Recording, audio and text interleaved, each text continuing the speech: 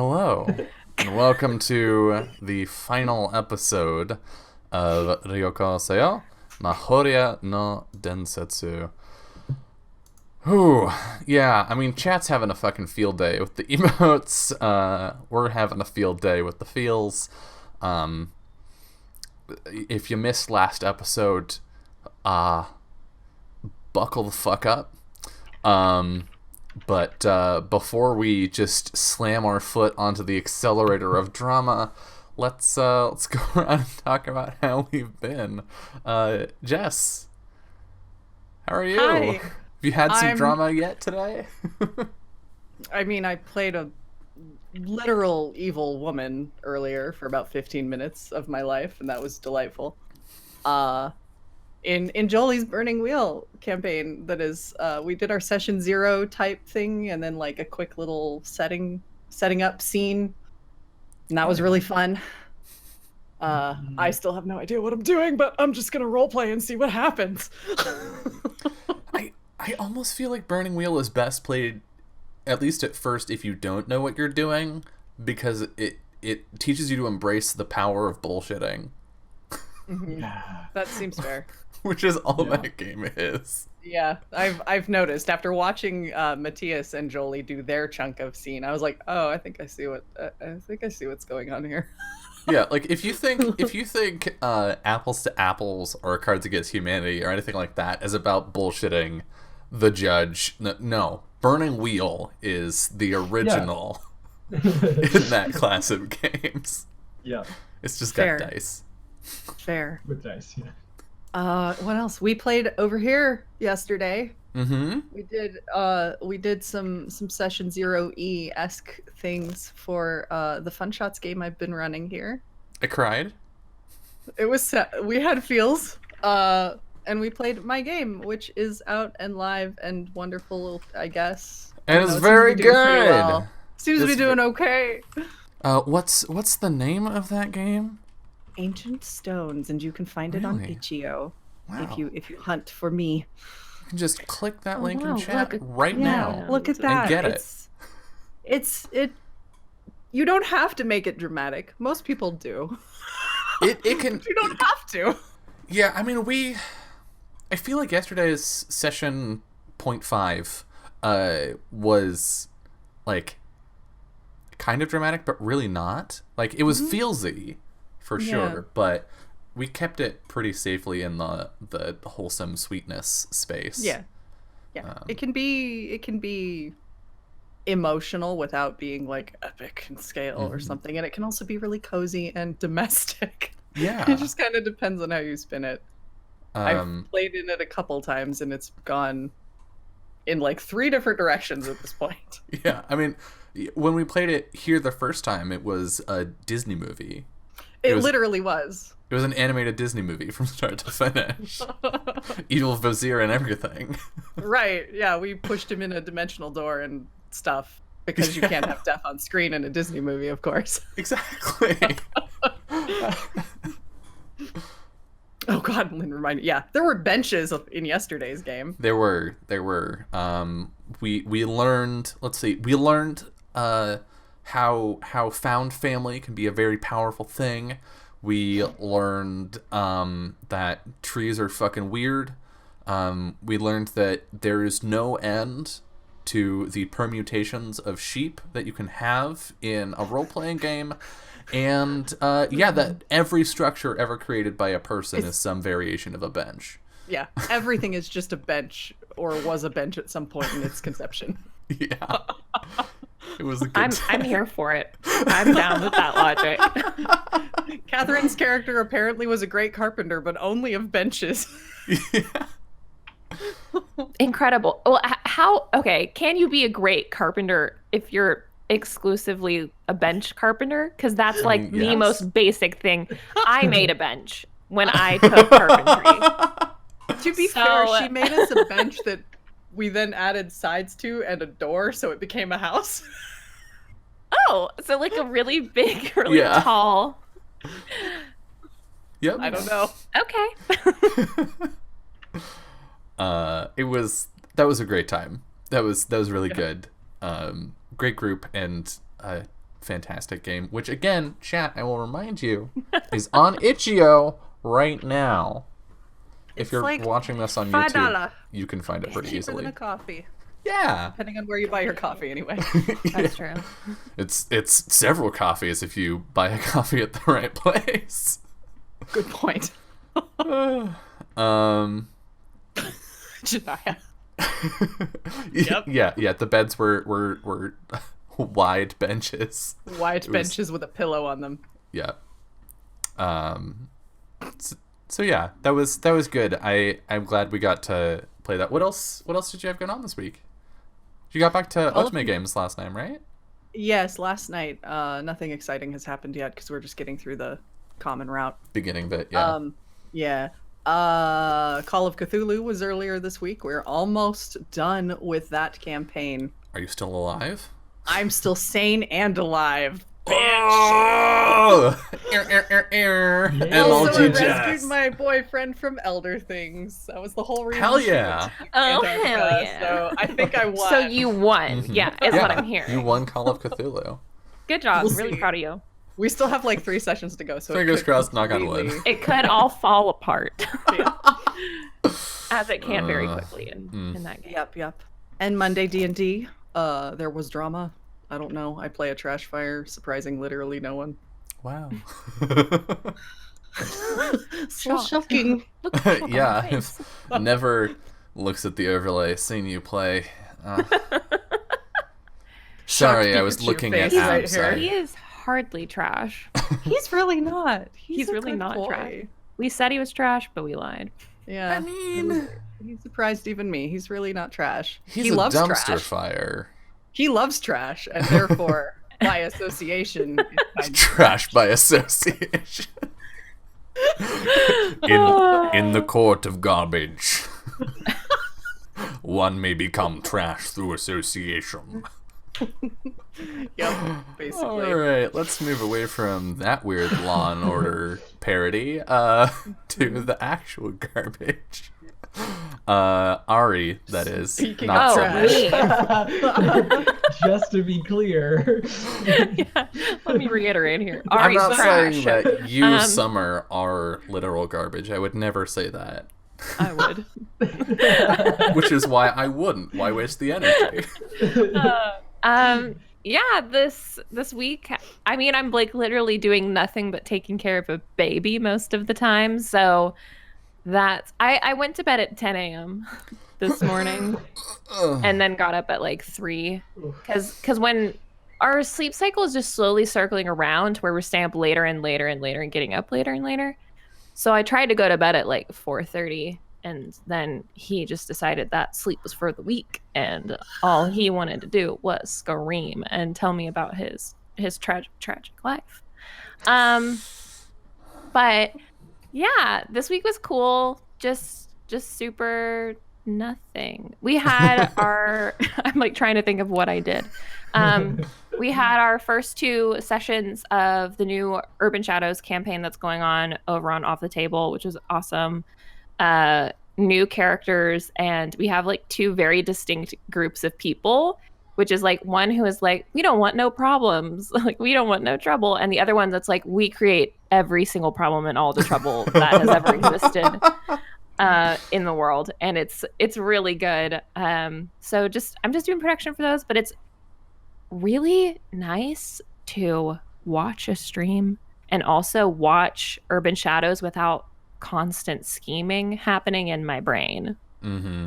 Like that is something that when you're playing, and especially when you're like emceeing, you have to think about every single thing that happens in such a different way, and it's so nice to just sit back and not be like, how is that going to bite them in the ass later? Like, just let it be and let Matthias do literally all that work.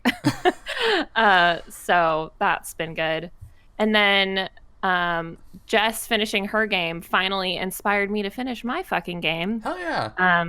Which I have sent to a lot of people, and the feedback I've gotten is it makes me tear up reading the rules. Julie and I are Which gonna is be playing same. in a week. I'm so excited. Have fun. See, we're like really good at these adorable, wholesome ships. So we're like, can we play a terrible relationship. Yeah. Yeah. Ugh. Every single time I start like reworking and like reading through, like there were so many times where I had to rewrite questions because I was like, that's gonna be too positive. Can't have that in this game. Jesus, Summer. There's a question in a set where you're talking about your insecurities, and my original question was, how did this bring you closer together? And then I was like, delete. How did this drive you farther apart? Fuck. So that's fun. And then also I finished in my own private time, finished a solo run through of Spoken Magic with my sweet girl Gilly, and I cried a lot. So I'm going to be posting that on my Twitter probably tomorrow. Oh boy. A total write up. It's like currently 8 pages long, and I'm not done writing it. Damn. So Wow. I will finish writing that and then post it, and we'll all be sad with her. Awesome. Look forward to everything hurting forever. Yeah, me too. I am already sad because that little firefly is my best friend. I did bad things. How I did bad things to her. dare you, Summer? How very dare you? How could It's who I am. But it's gonna be good. It's gonna be good when she comes back. Mhm. Yeah, So, yeah, we'll have to play Whenever that we crew. play again. We gotta play that crew again. Yeah. Oh, absolutely. I need to work on that game tomorrow. But yeah, that's been my week. Lots of feelings in my private. Just me behind a screen alone.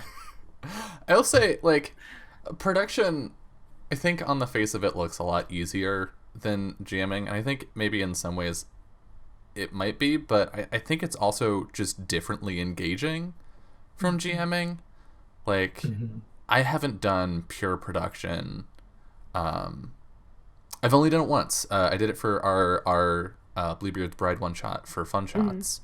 And it was wild. Like, I still felt engaged with everything I was doing. I got to pay a lot more attention to chat and stay on top of that more, and sort of weirdly like better monitor safety tool stuff because I wasn't juggling all this other stuff. And that was really neat. It was cool, but not like necessarily just sat there, press a button, and was like, aha, I'm done. Yeah. You have to pay attention to what's going on. Right, you Yeah. can't just like sit back and chill. You still have to watch Because closely. otherwise you reach a break and it's like, we're ready for a break. Wait. It's like, what? Oh, right. Sorry. Any minute now. Any we're minute now. Any go to a minute break. now. We're going to I'm go to a sorry, break. I was Any second now. I was watching Netflix. Yeah. So I might try and do more. Dylan isn't actually on the show, just doing production stuff in the future. But yeah, it is definitely different. Jolie, Hi. how have you been? I'm good. I was telling Jess earlier today, I think this is the first time I've played 2 role-playing games in the same day, Mm-hmm. back to back, which is really cool. It was fun. I haven't done production in like a year, and there's a lot to keep track of today. But it was really cool. And I had so much fun playing Burning Wheel with Jess and Matthias, and I think our story is going to be really dark and a trash fire ultimately. Woohoo! Yeah, it was great. I really enjoyed it. I think I would actually like to just do. I've been thinking about it, just doing production as well, because I kind of like the idea of just being behind the scenes and still being part of the process, but not having to be like high energy, Yeah. or feeling the pressure to be higher energy. So, yeah. But yeah, today's great. I had a blast playing Burning Wheel finally for the first time in a while. And yeah, Jess, like, we really like pushed through those scenes at the end. So like next time we play, I'll actually explain the mechanics to you. I kind of knew that I wasn't going to ask you to make any rolls Yeah. in that scene. No, Like, it was fine. let's just role play this scene. Two absolutely shady motherfuckers in one room. That was our scene. Yeah. I mean, that's a whole novel right there. I honestly I cannot wait. And it was funny because I knew I wanted to do something with you in the manor, but I wasn't sure until I like went back to like us playing. And I was like, oh yeah, we talked about like a priest. I'm gonna be a priest, and then I was like, I'm gonna be this shady fucking priest that walks in the He's room. just like, have you found religion again, my lady? Would you like to donate all the money? Yeah. She's like, nah, the holy book's over out there on the shelf. I don't fucking care. Ooh, Yeah. gosh. Burning Wheel plus drama. Good times. Burning Wheel equals drama, don't you mean? Pretty much. Could you play Burning Wheel without Could you it? play wholesome Could Burning you do Wheel? wholesome Burning... No. No. Why would you though? Like the closest would be a mouse guard. But That even sounds then, like a challenge, Even then, it's not Summer. exactly. yeah. Okay, your beliefs would have to be so bland. They would have to be literally white bread. Not beliefs. necessarily. Look, okay, I would okay. like And So your to make GM sure- would also have to be Counter very, argument. very, very kind. counter argument. Mhm. She-Ra is a very wholesome show, and definitely includes beliefs that are challenged over the course of the narrative and on episode to episode basis.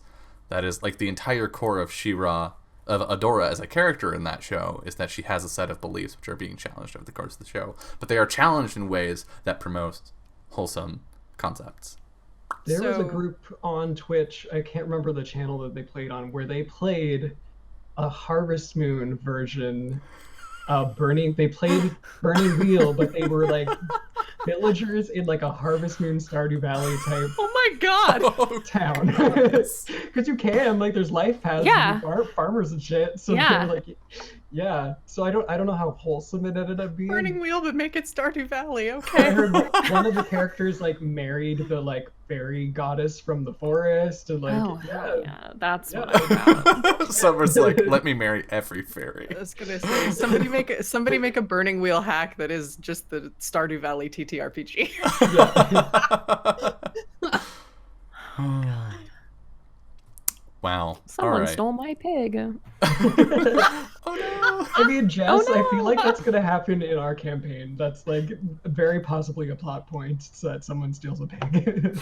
petty bullshit like yeah. It's a no plot point in doubt. our freaking Urban Shadows game, too. That's true. Yeah, there's the hog heist. What? Wait.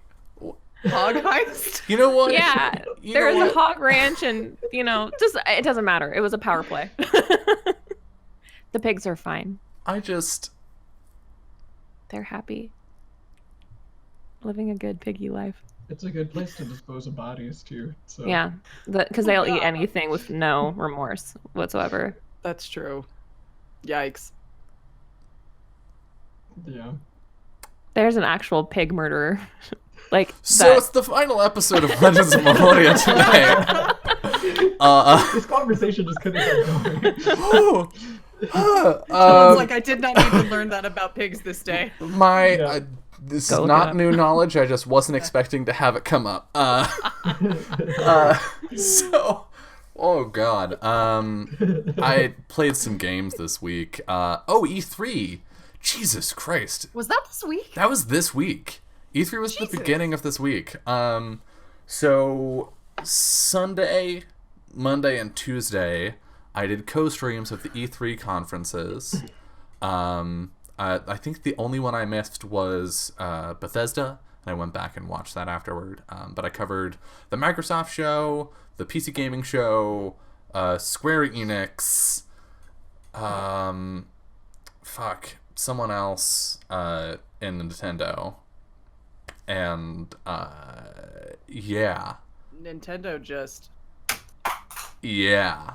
I mean, Sony or not Sony, Square and Nintendo just fucking hit it out of the park, which is wild, right? Because I mean, Nintendo does Nintendo Direct all the time. They do, I think, like a quarterly Nintendo Direct or something like that. And I mean, obviously they know how to run one of those and hype people up. But they just came out with all of the programming that people really, really wanted, right? Like, people really wanted a bunch of Zelda shit, and they wanted a new Animal Crossing game. And that's what we got. But Square, on top of having a bunch of things that people were really excited for, I think Square had the best conference out of everyone. Like, their speakers were good. Their presentations were good. I think the only thing that kind of was, like, a little bit of a miss, and even then, like, not really, was the Avengers portion, where some people were like, I'm still not sure how to feel about this.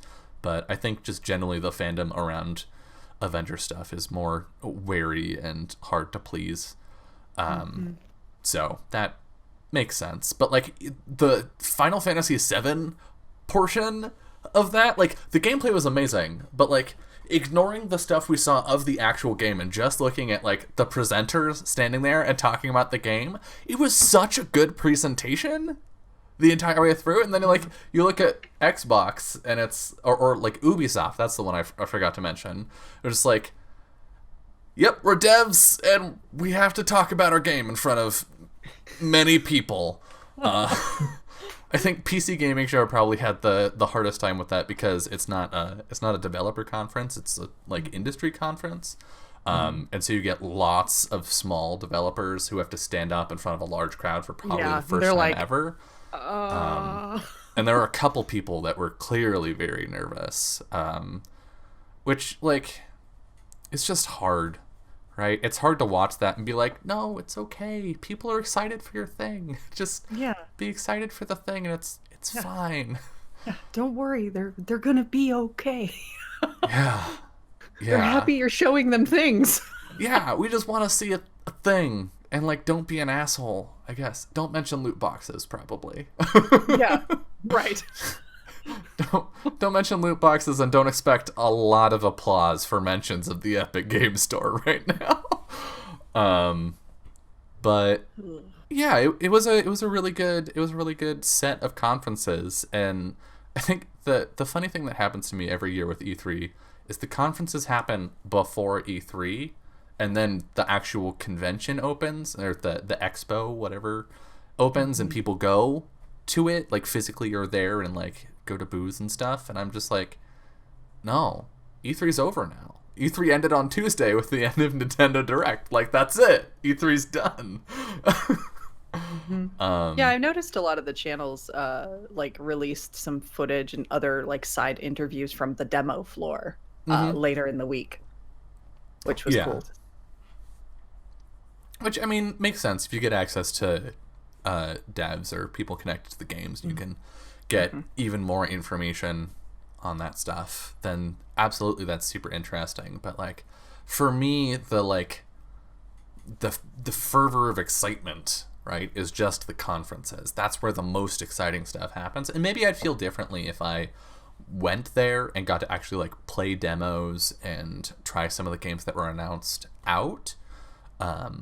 But I think as someone looking at it remotely, because they front load everything before the actual convention starts, it's always weird to me to see people, like, posting, "Hi, I'm at E3" selfies on, like, Wednesday. You're like, no, the conference is over. It's done. I heard about Breath of the Wild 2, and Nintendo won all of E3 and probably all of video games. So I don't. Like, the competition, the race is over, folks. Go home. Which, if it wasn't abundantly clear from looking at any portion of my Twitter since Tuesday, I'm very excited for Breath of the Wild 2. It is. No way. Really? It is What? legitimately the most excited I have ever been for a video game in my entire life. I understand that feeling. Yeah. I too have excitement. You're stoked about Trials of Mana, right? Mm-hmm. Yeah. That remake looks really good. I had never played Trials of Mana. I understand it didn't officially release in the US? It was never released in the US. They couldn't fit the translation onto the cartridge. Oh, gotcha. Cartridge games, man. I mean, 0 load times, but also, yeah. Yeah. But yeah, Breath of the Wild 2. So, Ocarina of Time is my favorite game of all time. With Majora's Mask, it's a very close second. Those games are hugely impactful for me, hugely important. We have not gotten a like kind of sequel in the Zelda series since Majora's Mask. Like everything has been a standalone game in the interim, and I assumed Breath of the Wild was going to be the same thing. So seeing them do a new game that's not just like kind of a sequel, but as far as I know, the first like real direct sequel in the franchise is huge. And we've been on this development cycle of like 6 to 7 years between games, pretty much, if not longer. And the only exception to that in my lifetime was the 2 years between Ocarina of Time and Majora's Mask. So seeing them be like, yes, we're doing basically what we did with OOT and Majora's Mask of having this follow through and like getting to reuse development assets and the same engine for once, like is really exciting for me. And it's the first time that's happened in a time where I've been conscious of it, because like I think Majora's Mask was already out when I was into Ocarina of Time as a wee bab. So yeah, I get to actually be excited for the run up to this game now, and I'm It's a super smart move on stoked. Nintendo's part, though, I would think, because Breath of the Wild did really well, right? Really well.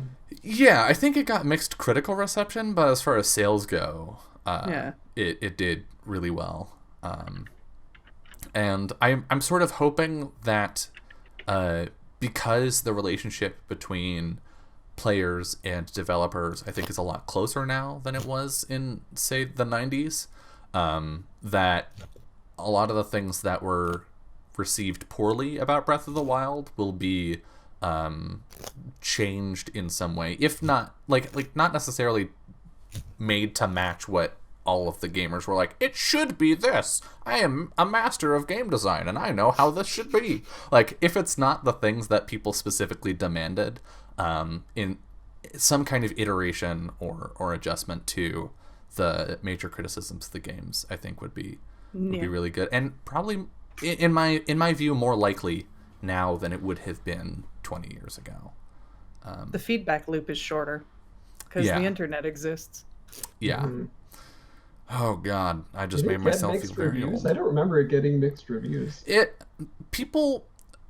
don't know that it got mixed like reviewer reviews, but some of the criticisms Players. from players, which as someone who tries not to be hypercritical of games, I also happen to share, were like the durability on weapons was like an interesting mechanic, but because a weapon would just like break, there was no repair mechanic or anything. If you ran across a thing that was part of a playstyle you enjoyed and then you used it, you couldn't play that way anymore. Which Yeah, a repair mechanic would be really nice. yeah. And then the other was the dungeon design was like good for a video game, but was very different from how dungeons are typically designed in a Zelda game, in a way that I wasn't crazy about the dungeons personally, yeah, but everything like the world was so amazing that I didn't really loved- care that the dungeons were kind of like yeah. Like I still felt it was the thing that I keep going back to is Breath of the Wild is a very good game, and it was an okay Zelda game, right? Like as someone who's played other Zelda stuff and is like incredibly attached to it to a level that is probably not healthy, I had some disappointments, but I didn't reach the end of it and go, I'm mad that I played this game. Like, I wasn't upset about it in any like deep way. I was just like, I could see the ways that the game would have spoken to me more, and it left me with a slight sadness there, but not enough to ruin the experience for me.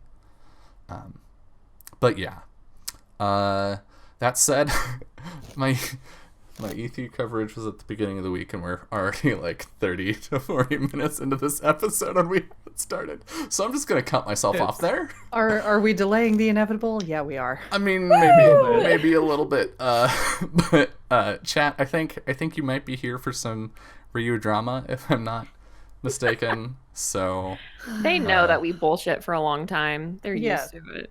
Yeah. it's true. We need to sit down once a week and just talk about nerd shit. Thank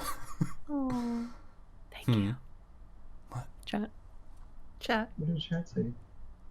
Oh, chat is very nice. Chat says, or Julie specifically Yeah. says, "I'm here for these faces, but drama is also good." Big mood. But to move away from feeling very good about that kind statement, let's talk about what happened last week. Sure. Let's feel bad now. Yeah. Ready, set, go. Let's feel bad. So, so we started off last week with Honoka removing herself from the chambers of the late Spring Prince Hashiro to go ask Kai for help. Kai sort of calmed her down a bit and then brought her to Cipriano to see what could be done. Cipriano suggested that they sort of cover for the fact that Hachiro was dead for a time, to buy more time and find the culprits and hopefully end the whole insurrection problem that has been plaguing the talks for the past week or so, before the prince's death was discovered and the talks fell to shit. They agreed and sort of covered up the prince's death before going to Migi. They told Migi what was up and asked her to help them leave. Migi ferried them through her secret passages that she has discovered out of the palace and into the town. And but Migi did not go with them because Migi had other plans. However,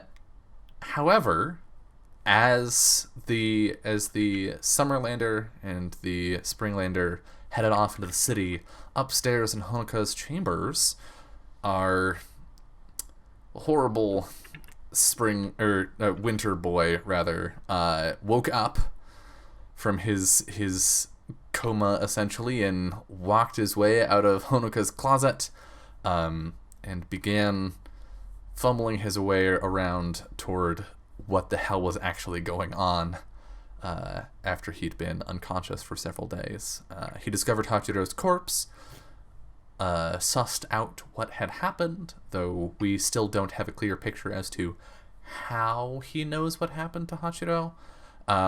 Then he took a passageway from Hachiro's room back to his own room, discovering that all of his shit was gone, much to his chagrin, except for, I think, a small cache of weaponry, because of course. He then, after waiting for people to leave their rooms and go to the talks, he made his way to Elias's room, stealing some of the Winter Prince's clothes and reclaiming a letter that had been contained on his person when he was almost killed. At which point, Ari heard some interesting noises, specifically Migi shouting fire from downstairs. Migi wanted to get down to the vault where she had discovered this powerful magical artifact she'd been looking for was actually the crystal that they recovered from the swamp. So she wanted to get down into the vault to reclaim that crystal. And in order to do so, lit a fire in a hallway near the stairs that led down in hopes of drawing away some of the guards. Ari went to investigate, found Migi, and the two of them scared the shit out of some guards that had showed up to investigate the fire, and then went downstairs and scared the shit out of the remaining guards, as Migi implied that Ari was actually risen from the dead as an immortal servant of hers. And the guards stood down. Meanwhile, in the town, Honoka and Kai were attempting to leave the city when Kai saw a familiar figure walking into the Eye of the Storm, the tavern that he's been frequenting. He went inside to investigate, telling Honoka to wait outside for him, and there he met Vidhatu for the second time. Vidhatu attempted to enchant Kai and came very close. We got a flashback to seeing a similar situation back in the what would become the City of Sun in Vohu's palace, where Vidhatu was convincing Kai that he could perhaps become an emperor, or become the ruler of the Summerlands, when Kai just barely shook free of the enchantment and went to save Vohu at the last moment. And fortunately for him, as he was well within Vidhatu's grasp in our current time, Honoka poked her head in, and in catching Kai's attention, managed to shake him free of Vidhatu's enchantment, and Kai left. The two of them saw smoke rising from the palace, realized that the situation was maybe worse than they had hoped, and decided that the better route was to head to the waterfront and take a ship away instead of trying to go out the gate or wait things out somewhere in town. And they headed to the docks to do so. Honoka sent a message to Migi saying, "Hey, Kai and I are taking a ship. We're gonna go. You should meet us at the docks. Oh, and also, Ari is not dead and is in my closet.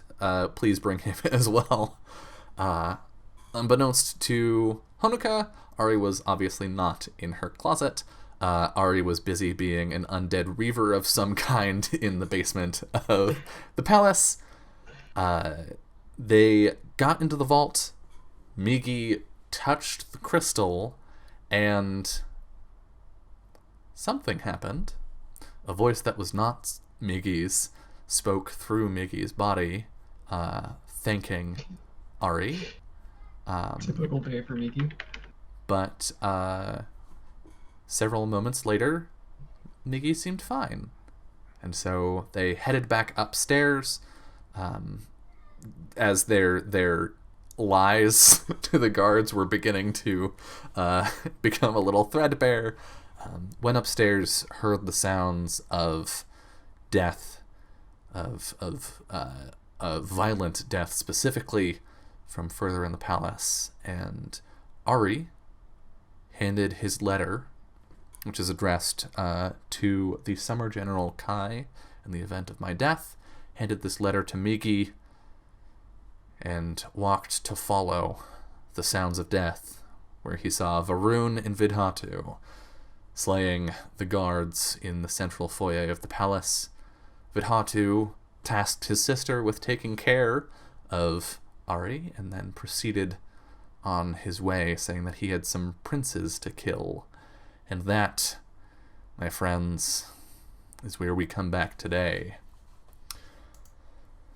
So, today we are coming in on Episode 8, Precipice.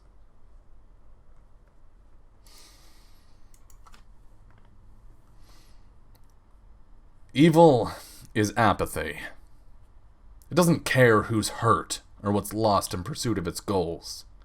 Evil thrives within the shelter of inaction. It poisons the passionate and kills the caring. So listen up, because I'll only ask you this once. When evil comes, when it sinks its teeth into the throat of innocence, who will you be? Will you be the fire that burns brighter? Will you be the link in that living chain? Or will you turn away, heedless in pursuit of your goals? In a still smoldering corridor of the vile palace, the autumn witch watches Ari walk away from her. She holds in her hand a letter intended for the summer general, but a message to her as well. In that moment, a decision is made, one that will carry dire consequences for centuries to come. Migi, what do you do? Yeah, Migi looks at the note. She's read it over. And she can hear something is happening further down the hall, like the direction that Ari went. I think she just kind of sighs and almost just like it's so not in her character to do what she's about to do.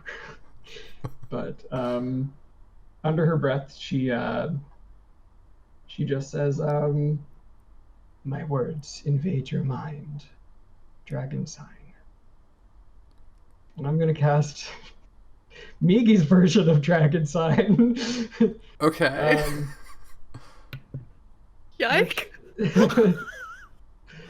So I think we cut over to the docks then, of the City of Storms. We can see Kai and Honoka having chartered passage on a ship, but waiting on the pier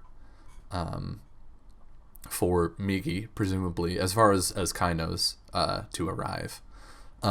When what happens, Julie?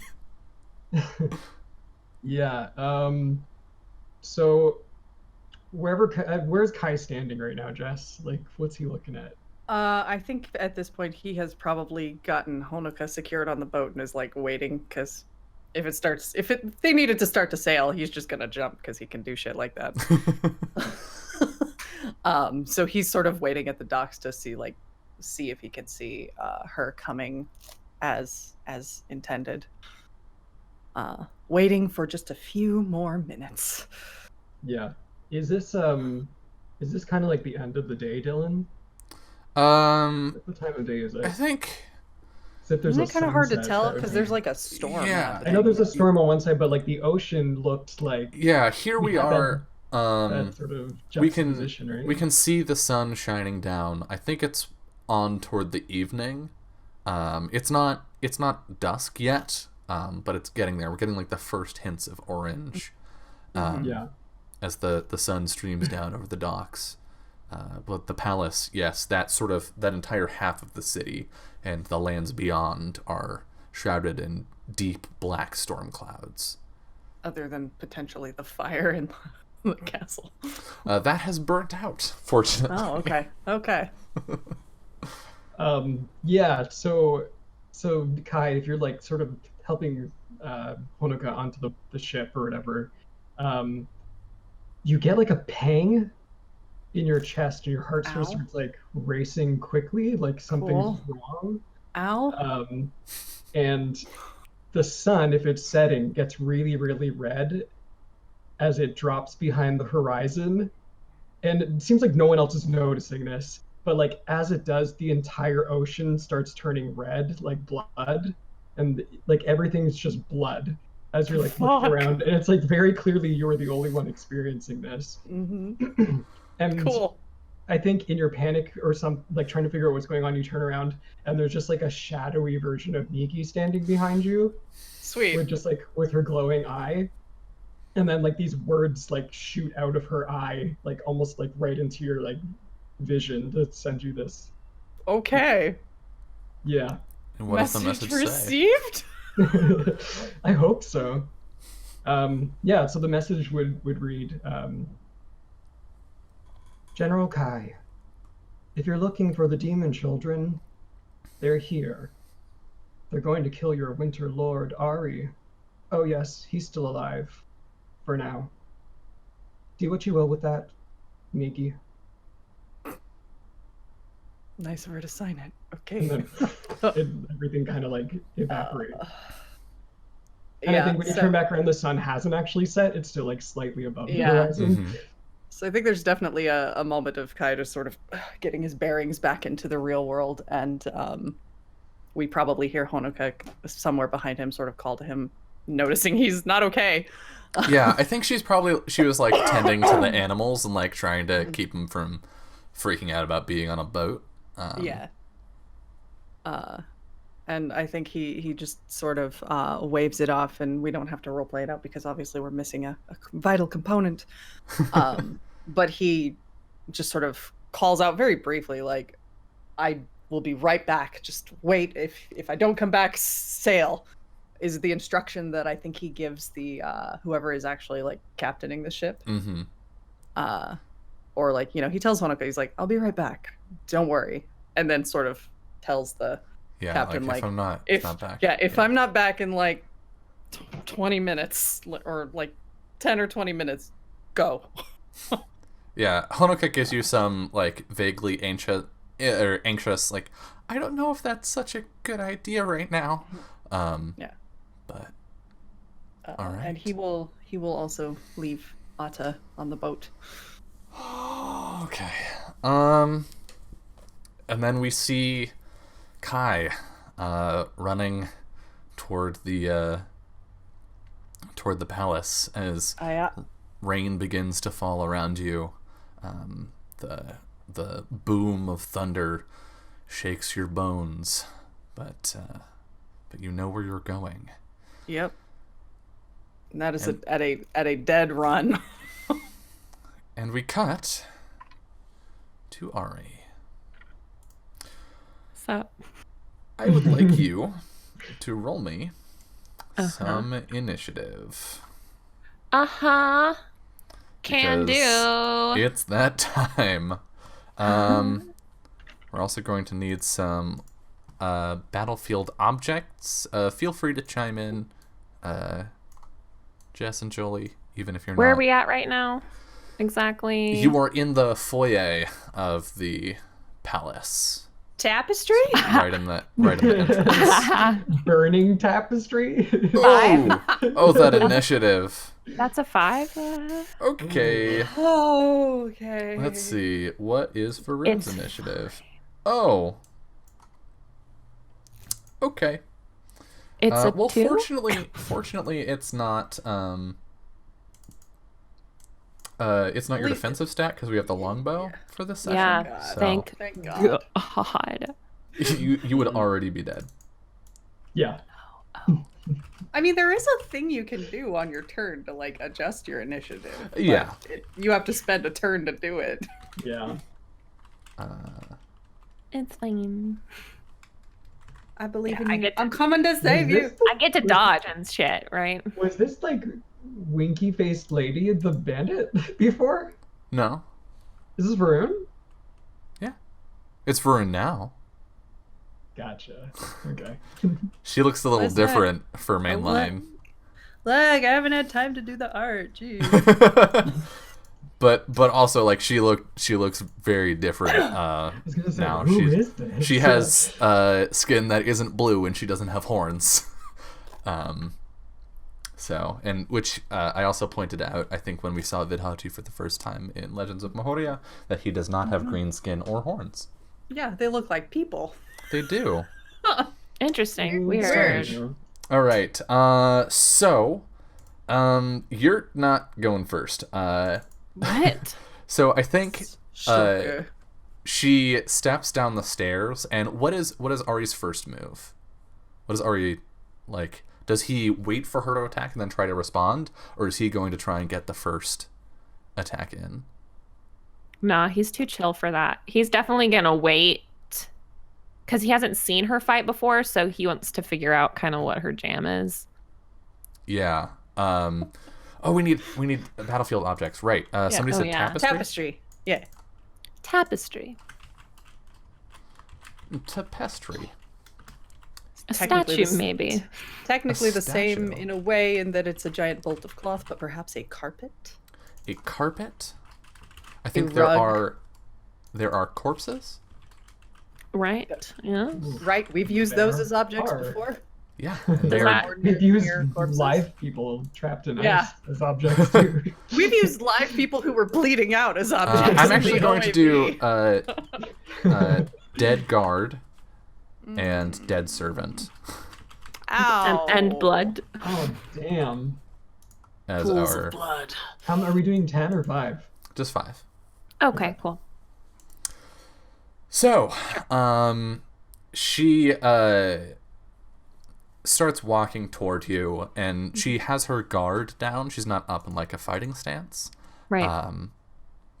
Which, I mean, Ari also, right, is practicing. It's also chilling. Looking very casual while actually being in a fighting stance. She looks at you and cocks her head. Well, Vidhatu really did think you were dead. What's your secret?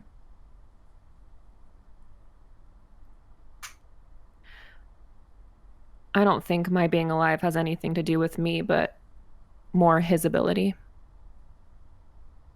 She scowls a little bit, and after that she kicks the fallen sword from the dead guard in your direction. It's not really an attack, but it's enough to distract you as she's going to try and lunge in for an attack.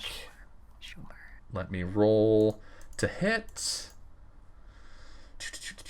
Accuracy. Boop. 10. So you'll need Okay. to roll a defense check, which I believe is Dex Int, but let me double check real quick. Longbow. Yes, Dex Int. Okay. Oh, nice. So she kicks the sword at you, and then from the other side comes in with her own sword. What does Ari do? He sidesteps it. Nice. And in It's response, the most casual thing you've ever seen in your life. Just kind of steps out of the way. I'm gonna slash at her.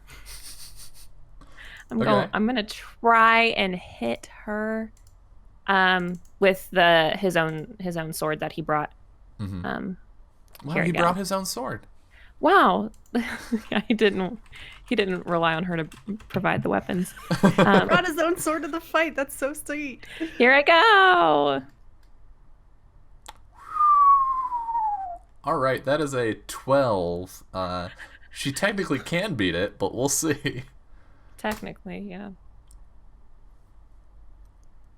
I think I still do damage though. Yeah, is it meet or beat? Like, how does I never remember how it works in Ryutama. If it meets, it beats. If it She meets has to beat me too. I mean, hold on. Let's see. I legit don't remember. All right, we're getting into the weeds for a I'm second. pretty sure if it's a tie, it goes to the attacker. Just saying. You know what? I forget. I know what we were doing for... Oh, no, if it's a tie, we reroll. That's right. That's right. That's how ties are worked, done in Ryutama. I remember because we kept getting matching crits in that swamp fight. Yeah. So, Okay, so I roll again too? mm-hmm. Roll your accuracy again, and then I'll roll dodge. Okay. Oh my Better? god, 13. even better, a 13. So you swing, you feint, and she sort of sidesteps and like goes under your swing coming up, but you turn and bring the sword down and roll your damage. Cool, I will. Thank you. 4. Not good. And you swing. She's caught by surprise, but her reflexes are really fast. You can tell she's like maybe 16 or so, and Love fighting kids. she is much faster and better trained than you would expect anyone to be at her age. To the point that it is like kind of suspicious. But Yeah. you do land some damage, and she steps back, sort of disengaging, so that the two of you can circle again. And with that, we are at the top of the hour. So we're going to go to our first break. And when we come back in a few minutes, we will see if Ari can win and if Kai can arrive before it is too late. See you soon.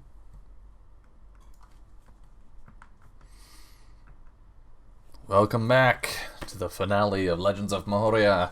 So we have gone through our first limited combat.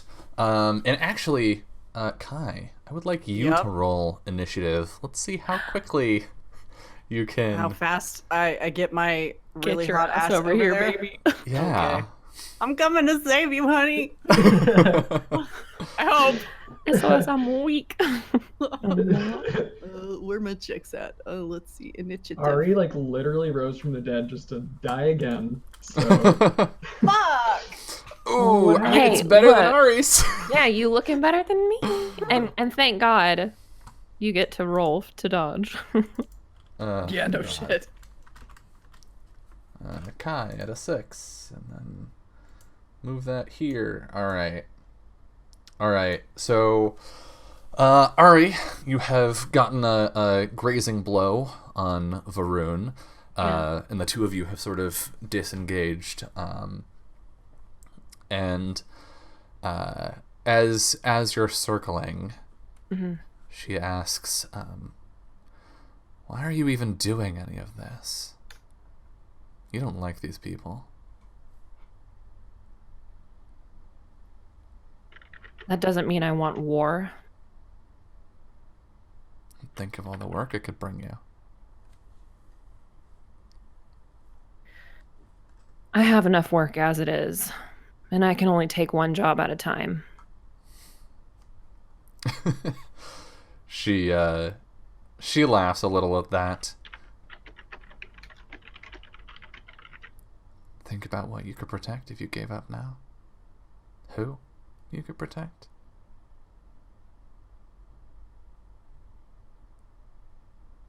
He definitely thinks about that.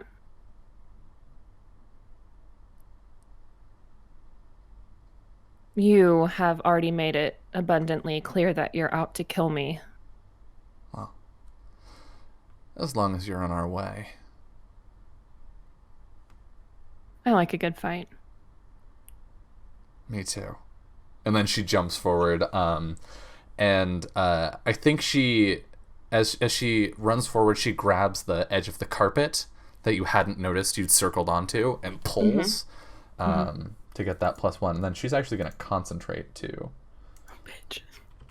For that fat +2. Yeah. For, what is that? 12 + 2, 14? She's made fine. I will also concentrate. Roll to dodge. Okay, I'm concentrating, so just add +1 to this. 11? I mean 12? +2 from, because there's an additional +1 from the carpet and then +1 from concentrating. I am so scared. Right. Here we go. Okay, I already added the +1. +1.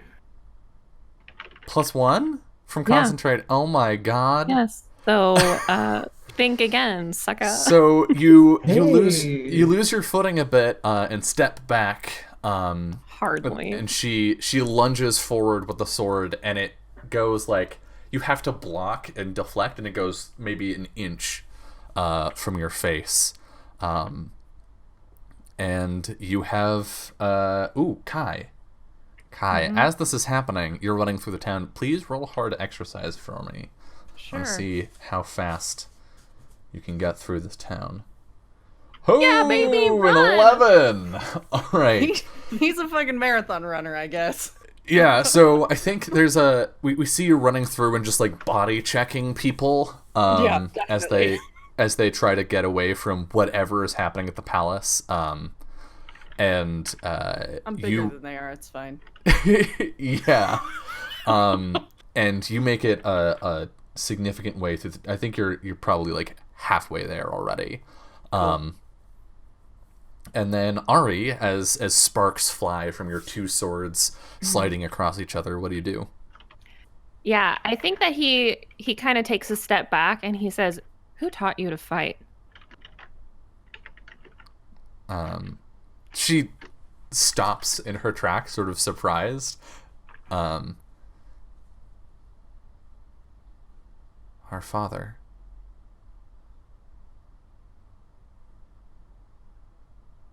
Well, he did a good job.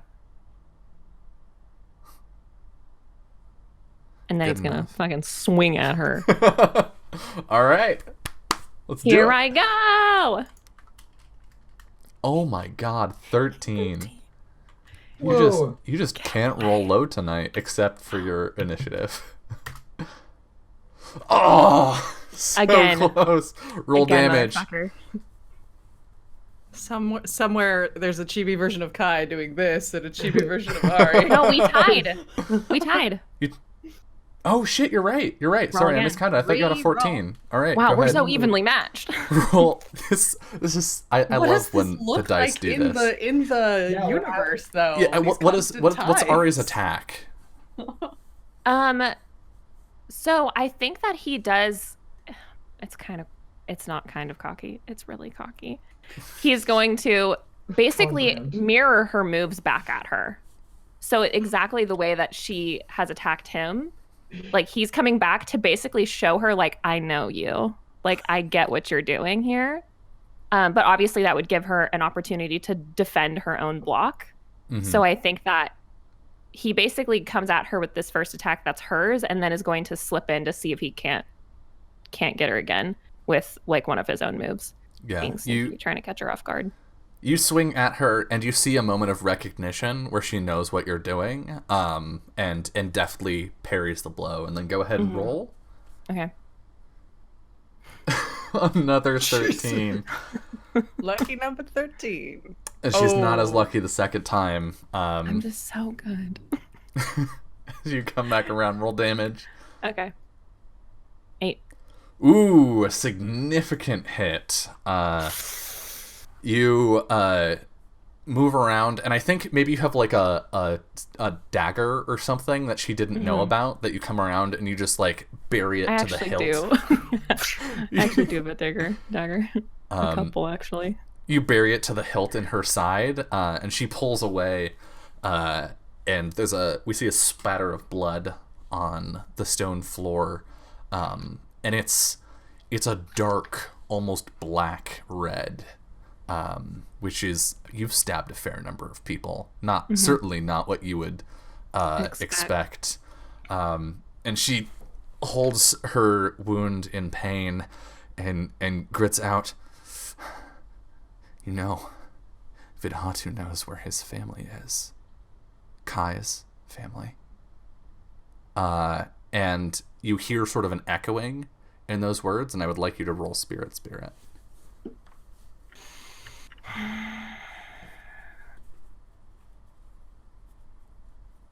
Fuck. All right. Bitch. I'm fine. You are struck with a deep fear, a pervasive anxiety, and you are afflicted with. I know you're immune to injury because you're an asshole. Do you have 2 status immunities? I don't know. I think we just have one. Yeah, you probably have shock, but you are affected by. You're affected by shock 15, Fucking hell. which reduces all of your stats by 1.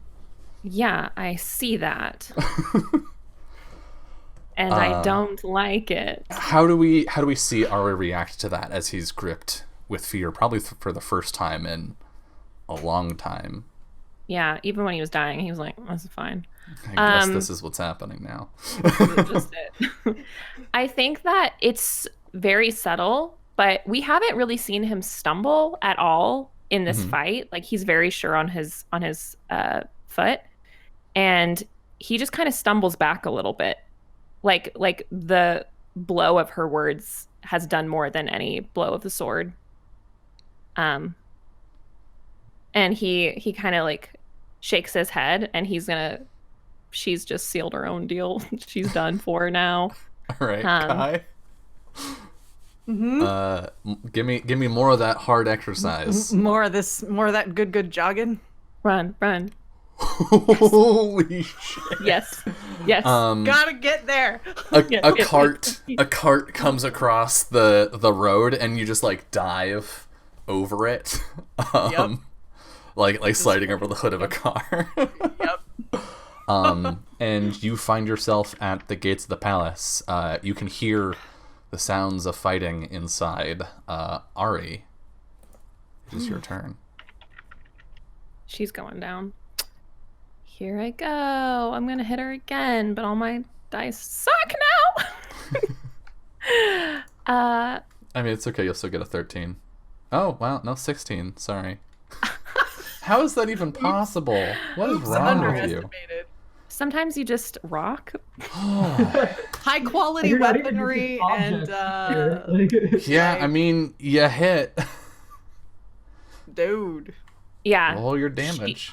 I think that this whole time he has not been visibly emotional when he's been in this fight. If anything, he's been kind of amused at the fact that she's good at fighting. He's not happy now. He's very disappointed in her.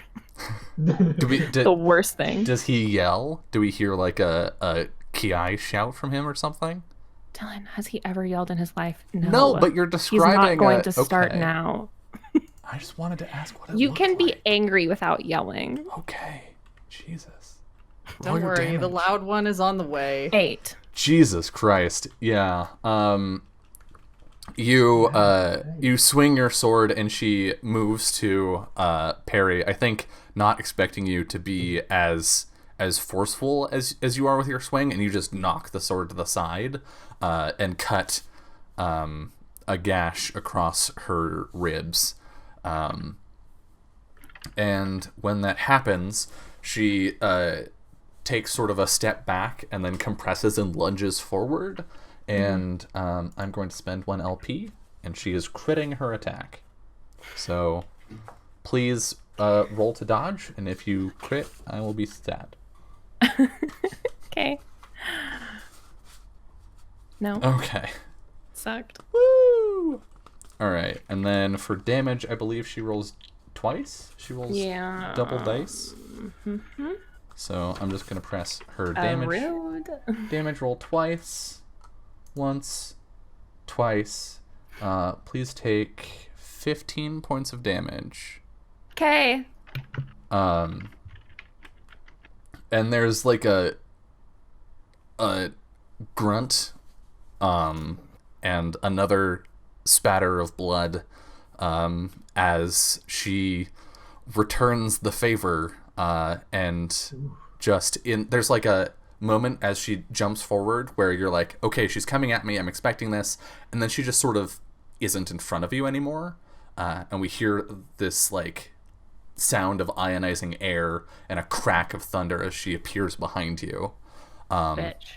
Kai, coming in through the door, you see Varun in this position after having just struck Ari, and Ari with a bright line of red running from his hip to his shoulder. Okay. What do you do? Do you really need to ask? Of course he's gonna dive in and attack her. Okay. So you charge forward. Yep. He is ripping the echo off his back, swinging it, twirling it, and gonna come at her, leading with that shark-toothed paddle. All right. Go ahead and a mighty Ki yell, because that's what he does. So we see Hit her in the head. Hit her in the head. Oh yeah. That's her off. Like, he's gonna try to cut her fucking head off with this thing if he can. roll damage. With the shark teeth. Do. Accuracy, you mean? Yeah, that one. I mean, Sorry. I could roll damage. No, roll roll damage. You roll get it accuracy. for being so powerful. Roll accuracy. Y'all made him mad, okay? Who let you have a 12? Who did that? The dice. Gave that to you. Holy shit. Too bad. So sad Yeah. for you. So, You come charging in, roaring, and swing this echo, and you see her turn in surprise. You see that surprise turn to dismay, and she brings her sword up to block. You impact. There's a shattering sound as the steel of her sword breaks under the force of your blow, and there's a crack, and she's gone. Ow, my LP. Okay.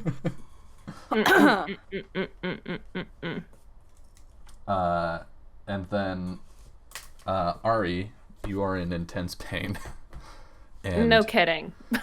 that crack sort of echoes off the stone walls for a moment, and we just hear the sound of heavy breathing, the drip of blood, and we cut to Migi. Where are you? Yeah, that's a great question. Watching from behind a tapestry. Yeah. I mean, well, if you think there's a possibility for me to, from a distance, cast magic on Varun, I will do it. But if you don't, then I will just keep walking and not fuck with her. So did Migi just like show up in the room and walk past?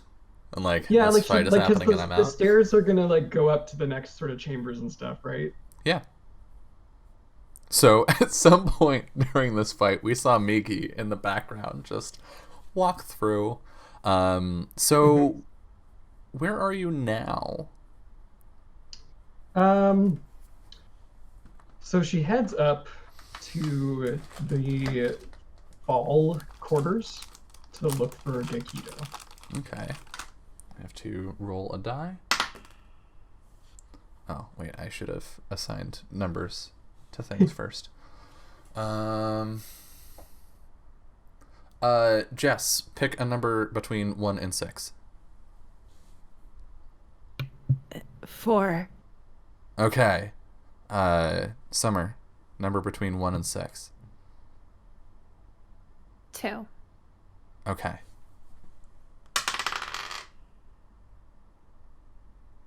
So, you head up the stairs toward Gekido's chambers. Excuse you.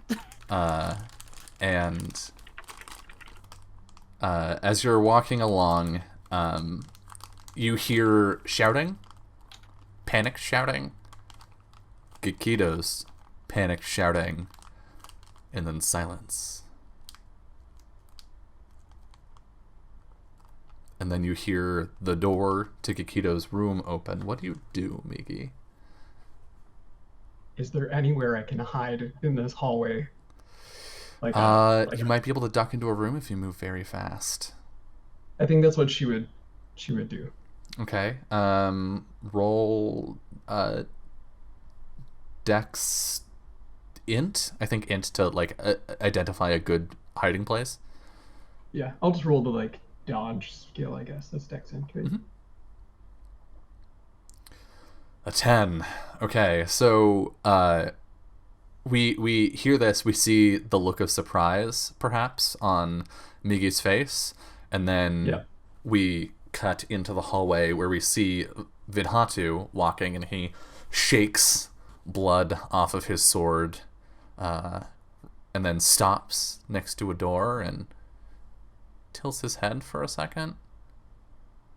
And then hears the crack of thunder from downstairs, and guess I have to do everything myself. And walks on. And then we see Migi peek out from behind the door that he stops next to. Yeah, we just see her like one eye like peeking through the crack in the door, and it like shifts back and forth, seeing if he's gone. And then, as soon as the coast is clear, she opens the door of the room and waddles down the hall towards Gekido's room. It is a mess.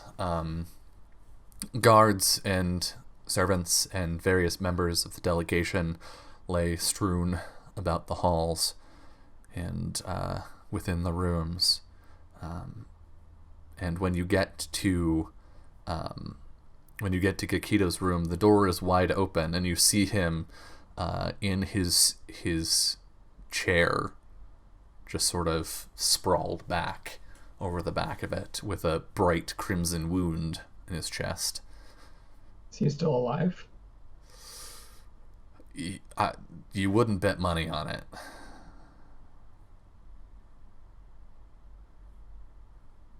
Yeah, she walks in, she sees everything. She looks back down the hall, and then she closes the door. Mm-hmm. Oh, Gakito. What a mess you've gotten yourself into. And she sort of slowly makes her way towards his body just to, like, inspect him. Yeah. And I think as you get close, there's actually a horrid cough that comes from him, and he can't speak, but you see his eyes slide toward you.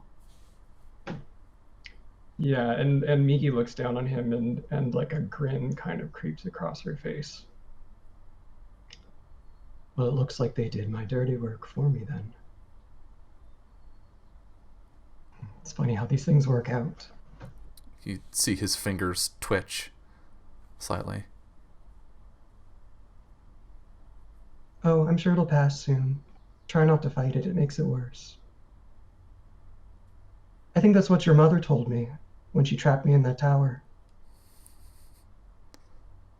You see a look of surprise and fear come over the ambassador's face. Oh, don't worry, Gakito. When I'm done, you'll still be leaving this palace.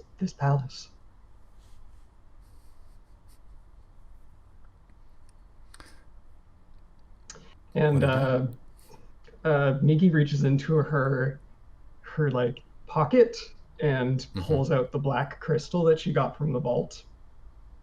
I would like you to roll spirit, please. Great. The difficulty is higher now. Just so you know. Okay.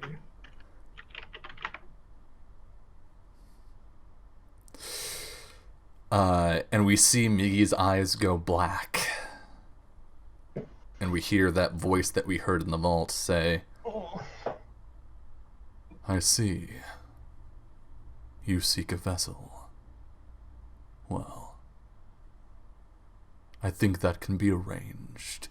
And we sort of pull back, and we can see, Migi, you are in this like vast, dark space. And we see two bright circles in front of you that are the view out of your eyes. And you are removed from them. You cannot control your body, but you are seeing it do things. And one of your hands, maybe, reaches down and covers the wound in Gakito's chest. And then contorts and pushes in and pulls Gakito's heart out. And puts the crystal in its place. And you feel yourself moving further and further and further away from those two circles. Please roll spirit again. Oh my god.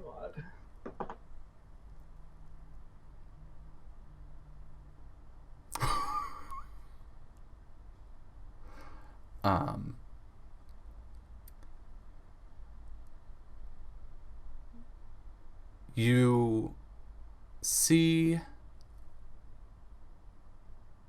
a desk. Gakito's desk.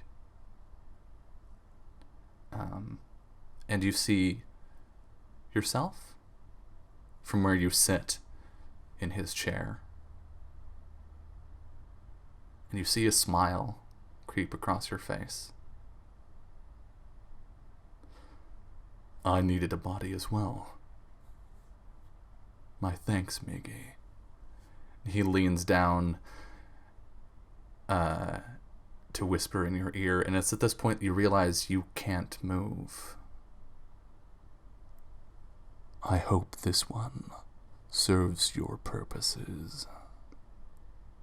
And then he steps back, and you know that's not you, and that body does not belong to you anymore. And he picks up a dagger, one of the ones that has been running around so often now between the various princes as they investigate the various bits of evidence, with the symbol of a man with curved horns. And the body looks at it and smiles and sets it back down and walks out of the room. Downstairs, Kai and Ari, you have defeated Varun. For now, at least. But Ari is not in a good state. What do you do? Well, Hi, I'm not dead. you're not dead. I don't have anything that can help you though, but Kai's just gonna drop down and try to start staunching the wound and panicking. Super panicking, All right. basically. All right. What is first aid? I mean, you can't How can I technically do panic it. first aid? But what stats am I going to ask you to roll? Yeah, like how do I field medicine this, I guess? Roll int and spirit. Okay. Kai's best stats.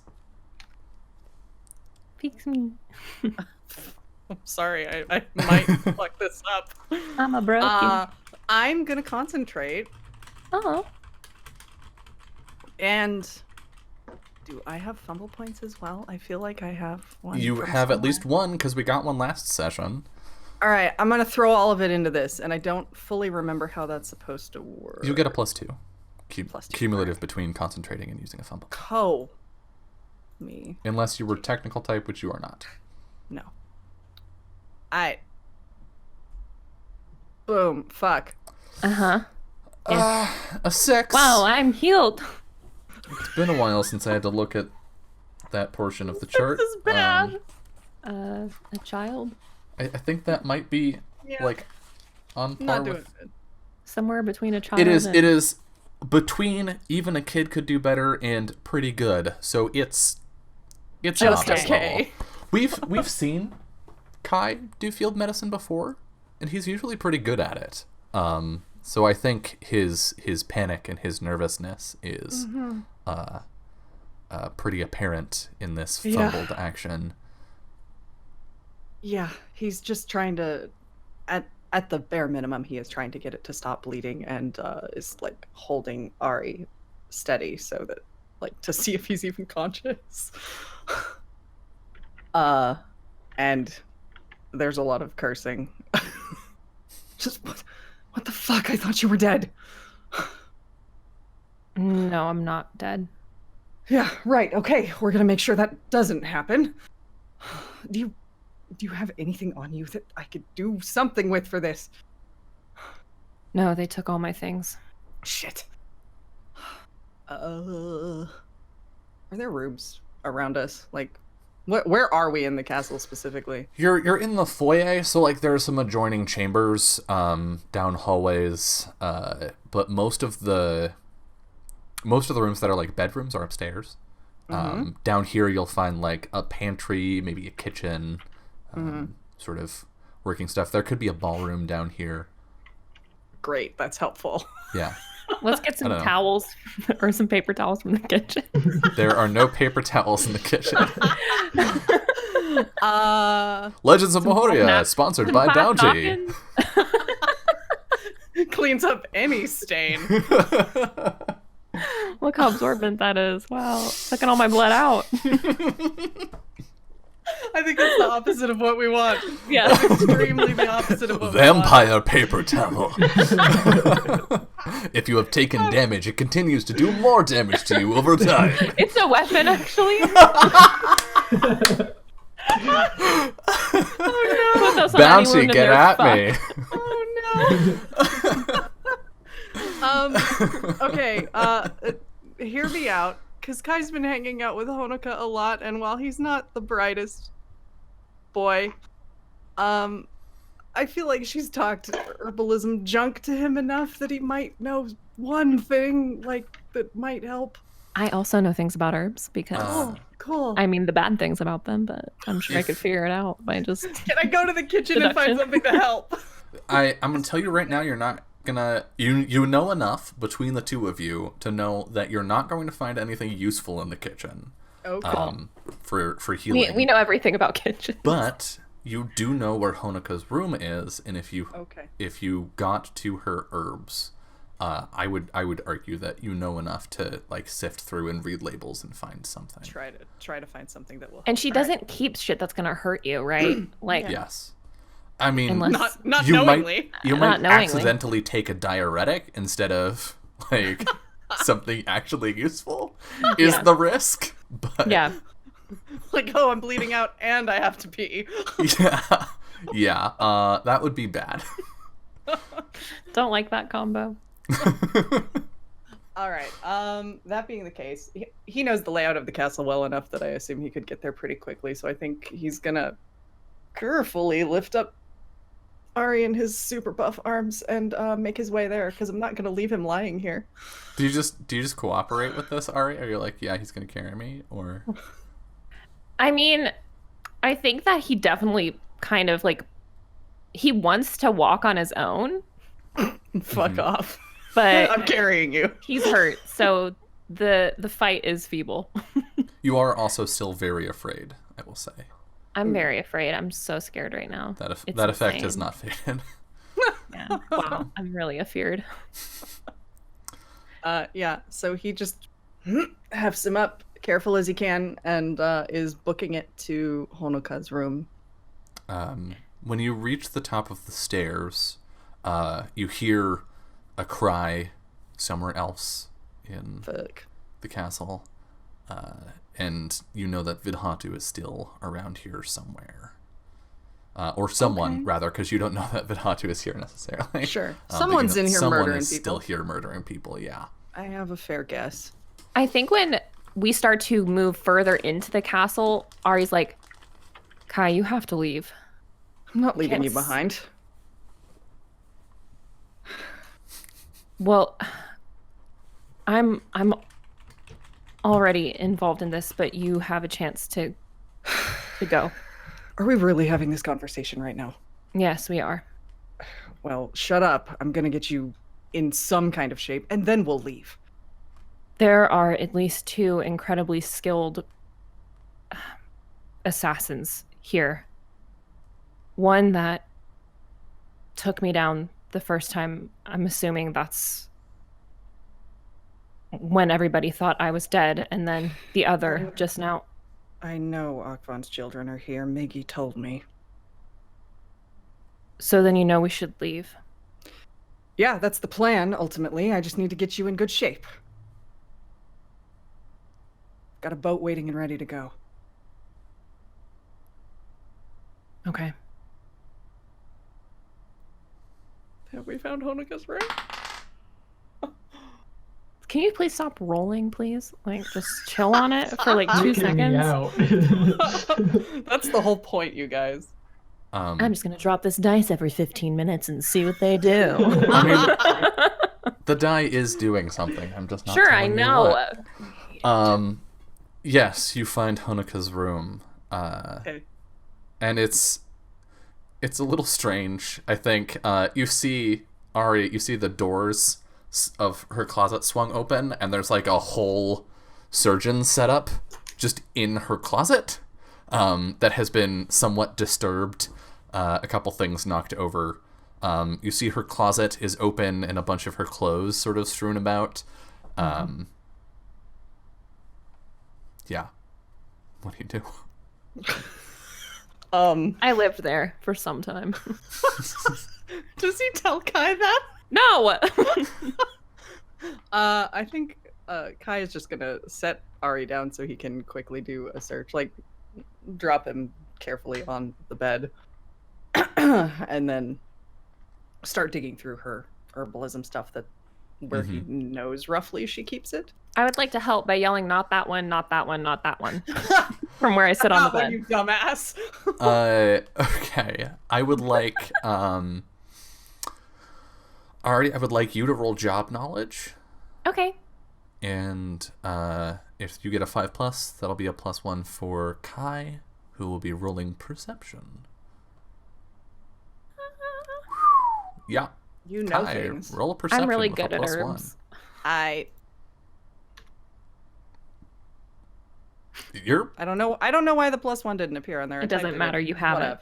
Yeah, you were quite perceptive. Cool. And you find Honoka's med journal. Sweet. Wow. Convenient. Which has mention of a patient who received a stab wound to the back, and the various many things that she did to keep this patient alive. Cool. But you also find some herbs that are useful for stopping bleeding. All right. So I think he's kind of briefly distracted by the journal entries and then sort of very quickly like shakes himself out of it, shuts it, but he keeps it tucked under his arm. And then he brings the jar of herbs over to where he set Ari, and kind of hands them over and is like, I'm gonna need your help using these. All right. Yeah. He just nods. He'll help. So I'm gonna try to medicine him again. Heal me. What do I need to do to help? How can I help myself be healed? Just roll in spirit, I think it was. Yeah. Get a 5+. It'll be a +1. Okay. Yeah. And even not necessarily looking to heal, but to stabilize so that we can so he can stand on his own 2 feet and we can get the fuck out. Yeah. Nope, I don't help. Not particularly helpful. You are very weak and you have shaky hands. Damn. For the first time in forever. In ever. Oh my god. 1 second. Having a pet emergency. Well, he's shredding my door to let me know he really hates being in here. Let me out. Changed his mind. Really liked it. Not anymore. Go. Gotta go. I'm busy. He's got things to do. So I am rolling in spirit again? Okay. Get a 7. Okay. Get a 7 or better. I'm trying to decide if I want to concentrate or not. If you don't, it's okay. Hey! That is He tried quite really good. hard. That is It's got to be at least not bad. that is better than as good as a pro. Cool. So, with As good as Hanukkah. with the herbs and with the herbs and her journal, magically. Okay. you are able to put together a poultice and apply it to Ari's wounds. All right.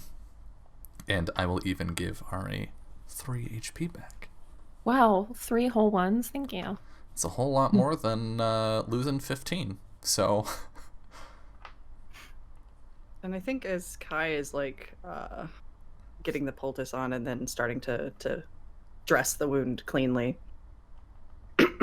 I feel like he knows Ari well enough. He might have noticed there's something slightly off, i.e. Ari is kind of afraid. Yeah. I'm really scared. But if you want me to roll for it, I will. I personally feel like you'd be able to tell. Okay. Yeah. So I think he's not really looking up as he's doing that, but he sort of says finally, "What's got you so scared? That never happens." It was something she said. You gonna tell me for once? He hesitates for a real long time because he kind of doesn't want to tell you. I think he knows what Kai's reaction is usually going to be when someone... Tell me. You threaten things Kai likes, he gets mad and like violently mad.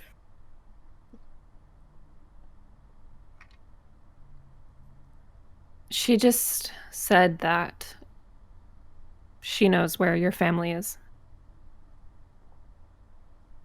And he sort of stops, pulls the last bit of the bandage taut. And you can kind of see the set in his jaw is just a little tighter. Does she? Well, it's even more reason to make sure we get back to them safely.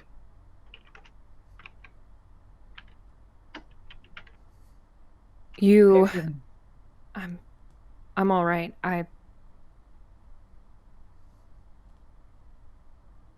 You need to get back to them. And I'll stay here to finish up. No. I'm not leaving you behind. What the hell is there to finish up? She's weak. She ran. Doesn't matter. If we're both there, if they show up, we can deal with them again. They're doing everything they can to incite a war, and there's not many people left who can stop them. I don't care about a fucking war anymore, Ari. I'm done. Will you just come home?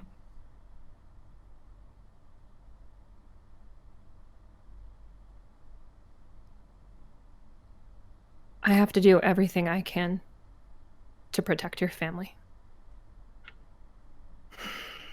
All right, if that's how it's gonna be. He's gonna pick him up again. Okay. Can I resist? Roll, Do it. Roll opposed hard exercise. Hard exercise. Can't Uh-huh. rolling. Sneakies. Okay, fine. Hard exercise. I'm still afeared, so whatever. Yeah, go ahead. You struggle ineffectually. You Against don't even notice. Kai. I was just like, what are you even doing? Yeah, I'm gonna carry him out of this fucking castle. All right. Or try to, anyway. You begin making your way out of the spring wing, and you see a familiar figure walk past across an adjoining hallway. You see Migi walk by, seemingly unconcerned. Migi, what are you doing? Why are you still here? And she turns to look at you, and you have a feeling of time moving slower than it did before. Like it's like you're moving through molasses. As you try to walk down the hallway, and you see a smile creep across Migi's face, which is not Migi's smile. Creepy as it was not this. Ari, you have seen that smile once before down in the vaults. Oh, yeah. What do you do? Keep walking. What's going on? He kind of is pausing, but he does sort of start to continue walking. It's just a little bit slow at the moment. Mm-hmm. He just shakes his head like, don't get involved, don't get involved, don't get involved. He's gonna trust Ari. And as you struggle to turn, you see like a candle flame that is blowing and wicking about, that is also moving slow, and it is not just like everything around you has been condensed in time. And with that, we are at the top of an hour, so we are going to go to the final break of Legends of Mahōrea. So we are going to step away for a couple minutes, and when we return, We will see if Kai and Ari can hope to make their escape, and also what Migi's true fate is. See you soon.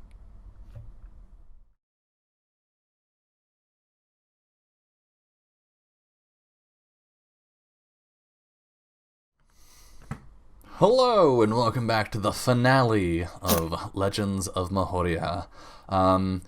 Kai, as you turn and you see that time has slowed around you, you hear a voice call to you from behind you, from Migi's body. It says, "Oh, I see there is still a mess to clean up." Kai, please roll hard exercise. You got it. As time is progressively slowing more and more around you.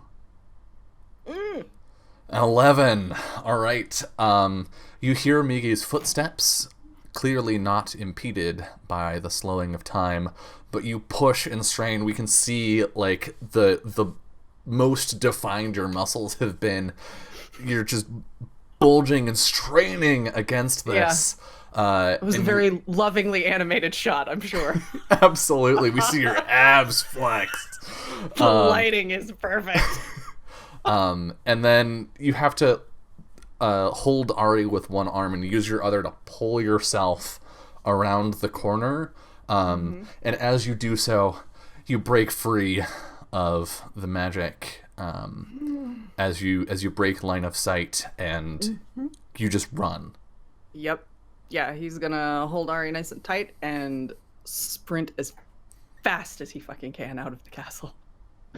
And you begin running, and we see you make your way down until you reach a landing.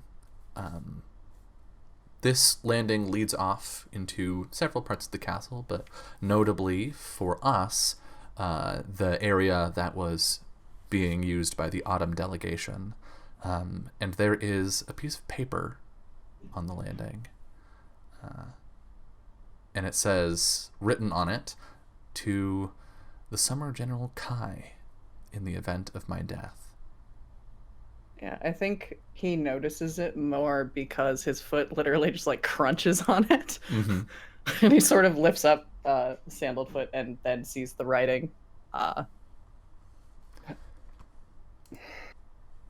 And he'll just sort of crouch briefly and grab it. It'll be in his hand where Ari can see it. I mean, it's Ari's handwriting. You can tell. Yeah. Where did this come from? I was wondering what happened to it. You want to read it to me later? He just sort of like tucks it toward Ari's hand and keeps going. And as you run further down the stairs, we linger there and push down the hallway toward Gakido's chambers. And Migi, you look out of the still, lifeless eyes of Ambassador Gakido. And as you try to move, you realize that you cannot. I think there's a moment, I think, like that we see like in the anime we'd have like sort of the close up of Gakido's like dead face basically, and we would hear Migi's like inner thoughts. And at first I think she's excited, like before she realizes that she can't move. And she says, I think maybe it's the first time that we hear Migi remotely excited about anything. I did it. I did it. And oh, Gakido, the things that we're going to do together. And then there's a moment where she sort of pauses, and then she goes, "You certainly are stiff, Gakido. Didn't get much exercise, I suppose." And then there's a moment where maybe we get like a shot of like his hand, as like sort of like indicating that she's focusing on his hand, and then she realizes that it's not moving. Wait, what? No, maybe it just needs a little bit more effort. She like tries to force it to move again, and it just doesn't budge. Oh. Oh no. Oh no. And it sinks in that she's trapped in a motionless body. And I think what motion we do see is we see a single tear roll down the side of Gakito's dead face. What do you do? She like takes an internal breath, if you because obviously the Gakito's body's not going to breathe. Oh, Gakito, your pain is perfect. And I think I'm going to try to like meditate and drop into that other place, like I did when I was in the cell with like that Kai had been in, and see if I can reach out to someone to help me. To hell. Yeah, I'm going to hell. That's where she goes. Roll spirit. All right. Let's see how well you do. Oh, I can concentrate. I haven't been doing that. You can. And I have a fumble point too. You do.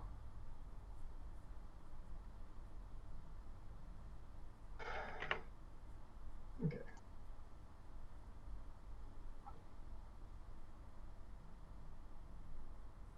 Okay, here we go.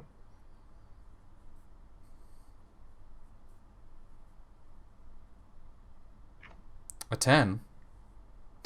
So you sink back into that space of darkness, and you feel the beckoning call and reaching, scrabbling hands of some infernal plane.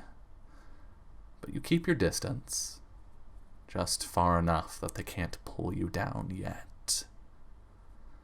I think what Migi looks like in this place is kind of like that shadow thing that went to go visit Kai earlier. And she like swats at whatever the hand was and goes, "Not now." And you see Rashida. She says, "Oh. It's not what I expected." It's not what I expected either. Clearly. Rashida, I'm trapped. Oh, I know. And she steps closer. It'd be a shame to waste you like this. Don't you think? Yes, very much so, Rashida. I had thought to find someone else here, if I'm being completely honest, but I suppose you'll do. And you realize now that you're not speaking to Rashida. I mean, you're speaking to Rashida through meditation, but she is not. She is speaking to you from across Gakito's desk. She leans over. You're still quite strong. Maybe not as strong as he was, but...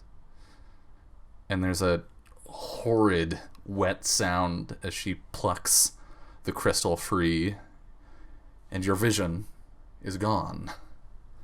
But you can still hear her. What will we do first, Migi? Where are you taking me? I don't know. Where do you want to go? The witches. Back home. They need our help. Let's go see what they have to offer. And then we cut back to Kai and Ari.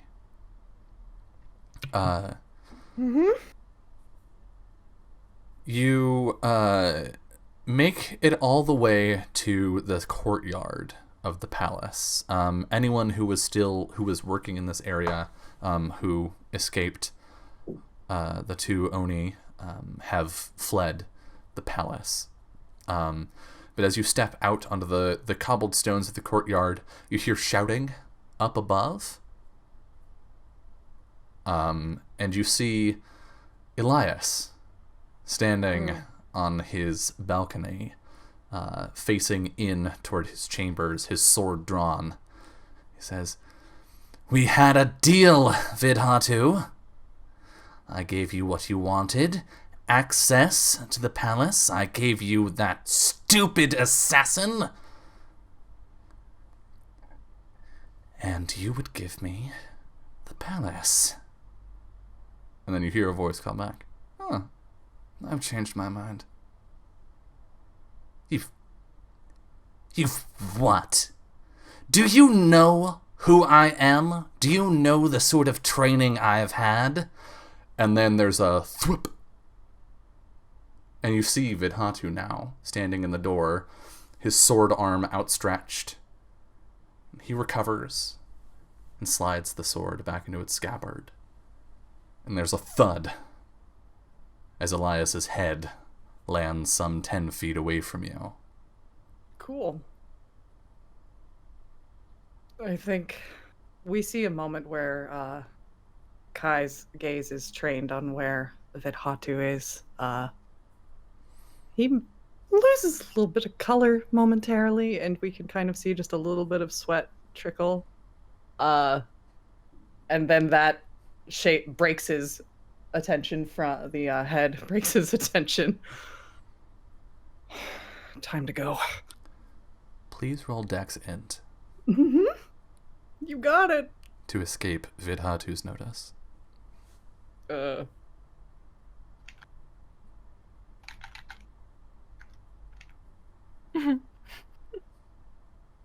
Fuck!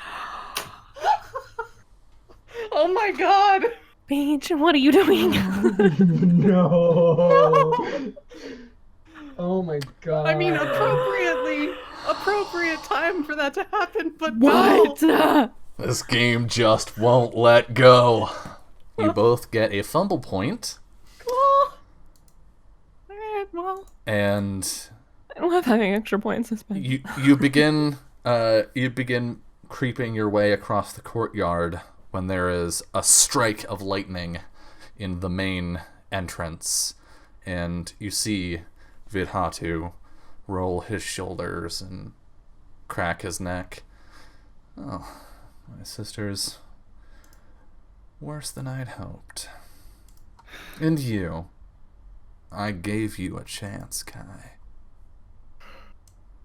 A chance for what? To serve you? Hard pass. Power's power. Yeah, and I don't want it. We'll see how long you say that. And let's roll initiative. Okay. I have to set down my boyfriend. Yeah, because you have to let me Yeah. fight. I'm a fighting boyfriend. Battle couple. Here I See, go. what's his Right. initiative? His initiative isn't as good. Hey! Set my BB down. And I did so good. I'm so quick. You're better than Vidhatu. I'm alright. Not 10. 9. There. Get fucked. We're after you, bitch. And what did you get, Kai? 12. You got 12? Hot damn. Alright, so he'll be going last. Yeah, that's right. Gonna fucking punch him with my shark tooth paddle. If you're last, you're last. Okay, so you put Ari down and then immediately swing Yeah. for Vidhatu? Yep. Alright, roll to hit. Okay. So hot. Gotta protect him. It's very hot. It's so hot. All right. Yeah, he just, straight up charges again with the big old Ki yell. Yes. All right, with a 13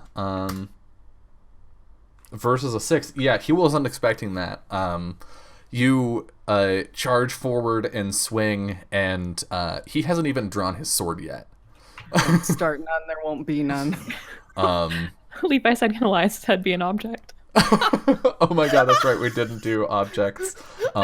But I'm taking your suggestion on board, Levi. Let me run it past the yes. 1,000 times I'm yes. gonna whack it like it's a fucking golf ball. Watch out.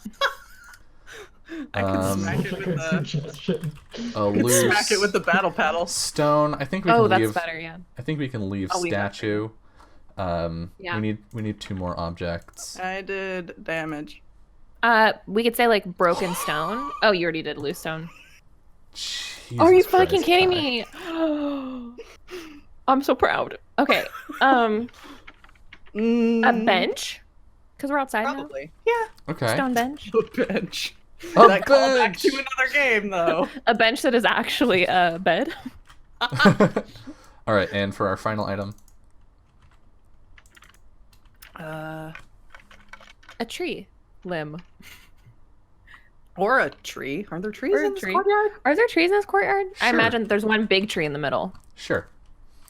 Okay. With no You leaves. dealt 16 damage. So he's dead, is what I'm hearing? Get He- wrecked. He is bitch. not dead, unfortunately. Spoiler alert, we can't kill him. That is yeah. in fact true. Yeah. Let me check I just how want much to give armor him he a real has. bad name Okay. before we run. I just want him to have a bad taste in his mouth when he leaves Yeah, this place. speaking of which, you catch him in the side of the head with the paddle, and he like flips over and lands on his side before rolling and getting back up to his legs, and Kai is already spinning it to come in for another one the next time. he spits some blood and looks up, and Ari, you have a moment to act. Yeah, I'm gonna do it. I'm gonna, surprisingly quickly move in to whack this mofo. I'm gonna try and strike him with my sword. Here I go. Oh! That's my boy! Yeah. I'm so strong. Wowie. Roll double damage. I will. Thank you. 13. Oh my god! Wow. You charge forward, and I think actually he's got his back to you, and you thrust the sword in through his back, and he arches in pain, and we see blood come down his mouth as he just he looks at you, Kai, in front of him, and then terrified over his shoulder toward where Ari is. Ari, what would you like to say to him as the life fades from his eyes? You should have finished the job. I And think then- we see Kai's eyes widen a little bit at that comment. We hear the sword removed from Vidhatu's back. He falls to his knees, drops his own weapon, clattering to the ground. And then he falls forward.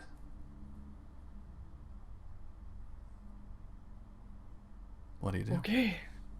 I told you I can walk. That's the fastest combat I've ever seen. These two are lethal as fuck. I'm an assassin. What did you want? Let's get out of here. Now. How fast can you walk? As fast as ever, which we know is very slow. He's gonna fucking... So limp. Come on. If he doesn't try to dodge. I can walk. Nope. But can you run? I can jog. A light jog. No. All leisurely. No. No. A leisure stroll. Undisturbed. Yeah, Jaunt. I think when Ari says as fast as usual, Kai's like, it's not fast enough, come on. And is gonna turn and sprint out of the goddamn courtyard. And you reach the pier as the captain of this ship is untying from the pier, and you wave him down, and Honoka exclaims in surprise and gushes about how very worried she was about you, Kai. And also, is that blood? What happened? And is Ari awake? How did Ari get hurt again? And we see some of that as you get aboard this ship and sail free from the City of Storms back to your homeland in the Summerlands. Yep. But unfortunately, the die is cast, and the fates have spoken, and the four kingdoms of the world, those that remain, are doomed to fall into a long and bloody war. But it's not without cost. We see Migi, or her body, walk out of the palace and up to the fallen form of Vidhatu, roll him over onto his back. I'm disappointed. What we do for our children. And we see Migi's body just fall sideways. And Vidhatu take a deep gasp as his wounds heal. He looks down at Migi's body and says, "Father? Are you there?" And then we cut away. We cut away to sort of a strange building. It's a small shack. We can hear the sounds of the ocean outside. Maybe some seagulls. It's getting on toward dusk. Everything's got this sort of purple glow. But the figure that we see is a tall man. A man's man. Someone who would probably really like Kai. With a large helmet and a pair of curving bull horns. We see Sanson for the first time. And he's standing in front of a table. We can't see who he's talking to. He says, "Not every legend is about a hero. Embellished or not, our legends are history. They tell us how we used to think, what we believed, what we valued, and what we feared. Legends are a letter from our past to our future in the event of our death. A warning of what is to come, but also a reminder of what came before. So don't forget, because I'm only telling this one once. And the biggest story, well, it's only just begun." And that is the end of Legends of Mahōrea. Thank you all so much for joining us on this journey. Mainline Ryutama Core 2, so the second half of Season 1, will be returning in just a few weeks. We are tentatively targeting the 7th of July, but we have some production shenanigans that we need to get up to. So the best place to find out when the show will be coming back is obviously on Twitter. But we will get to that after we go through all of our shout-outs. Y'all did fucking amazing tonight, despite literally everything being stacked against you. Y'all killed it from the roleplay to the actual roles. This was great. This was so good. Fully expected death. Well, you got some. Not everyone made it out, unfortunately. At least not in a body. Yeah. So I mean, yeah, Mickey is alive. I don't know if she's alive. I don't know if I would agree Mickey with that exists. definition of alive. Miki exists. Yeah, He exists. Miki's out there. So, let's go around, say who we are, where the good people can find us, starting with our good fight son, who managed to save his stabby boyfriend, Jess. May I point out that Kai Princess carried Ari out of the castle? Of course. Yep, Really good. I am Jess. You can find me on Twitter, Twitch, Patreon, Ichio. I think that's all of them now. At Little Cup of Joe. And I have but one game on Ichio now. It is Ancient Stones. It just came out on Friday. It's pretty fun. Try it, see if you like it, I guess. Yeah. And I will be streaming. My Otome game streams are back. It's been like 3 months, I think. I don't know. It's been a while. We needed a break from emotions. But I am back to doing that, so I'll be doing that in like a couple of hours, give or take, over on my channel. Otherwise, you can find me on Scratica's Academy on Monday nights, playing a different fight son who is much more of an actual dumpster fire. And on Tuesdays, only for a little while longer, on Encounter Roleplay with Lindy GMing me in Call of Cthulhu. I'm so far still alive and still sane, so I think I've won. Fingers crossed. We'll see. That's it.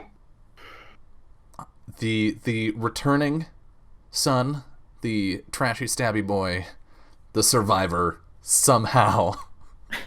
Summer. Oh, yeah. You can find me on Twitter at Just a Summer Job. We have a couple of streams over on Off the Table, off_the_table here on Twitch and Twitter and Patreon on Thursdays and Fridays. So follow our Twitter to find out what's going on there as we slowly bring shows back in, especially towards the end of the summer, like end of July. We'll be picking up a lot of our shows that will be coming back for more. So really excited about that. But yeah, otherwise I'm literally just here. So follow Dylan because he'll tell you. He'll tell you when I'm here. Yeah. In the future. No, hopefully pretty often. We'll see. Yeah. And creepy to the very end. Jolie, first, just a round of applause for in Miki's lowest moment, making it even creepier. Thank you so much. Please, you are a fucking powerhouse of roleplay. Tell people where they can see more of that. You can find me on Twitter at Joliolio. I have my own channel, Pen and Paper Pals, which I literally have not run anything on it until today again. It's been about a good year that I had not streamed anything. Today I got to stream Burning Wheel with Jess and Matthias and Katie Face, and it was awesome. And we're going to be back in 2 weeks. I guess that's Sunday the 30th, playing at noon Pacific time. And I can't wait for more of that.